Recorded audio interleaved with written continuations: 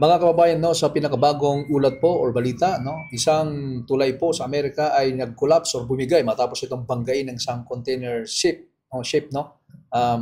Barko po, no, na kung saan ay naganap ng alauna 35 po ng madaling araw ng Martes. Yan po ay nangyari po sa Maryland or Baltimore, Maryland sa Amerika, no. Ang bumigay po na tulay ay nakilala noong, well, na itinayo po noong 1977 yung T Bridge, pero ngayon siya po ay may pangalan na Francis Scott T Bridge, no, na tinayo po noong 1977 at itong nakaranyang, well, ilang oras pa lang po nakakaraan, Martes, no, itong Martes po, gabi po o madaling araw po ng Martes, March 26, no, 2024, ito po ay isa sa mga kanyang pinaka foundation, no, parang haligi ba ng tulay ay tinamaan po ng isang barko at sa lakas po ng impact, mga kababayan, ito po ay nag-collapse, talagang totally collapse po, mga kababayan.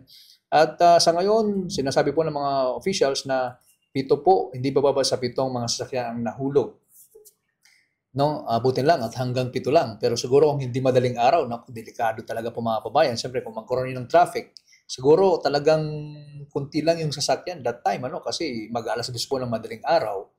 No, makikita po natin sa video, no, sa YouTube uploader po na talaga namang ganun po katindi yung impact, no. At salamat naman at hindi ganun karaming sasakyan po ang nahulog. At wala pa naman, no, naiulat na nasabi pong insidente or pangyayari po no pag-collapse po ng tulay diyan po sa Baltimore, sa Maryland, sa Amerika. Yan po ang ating latest update, mga kababayan, para sa Star Radio News. Maraming salamat po.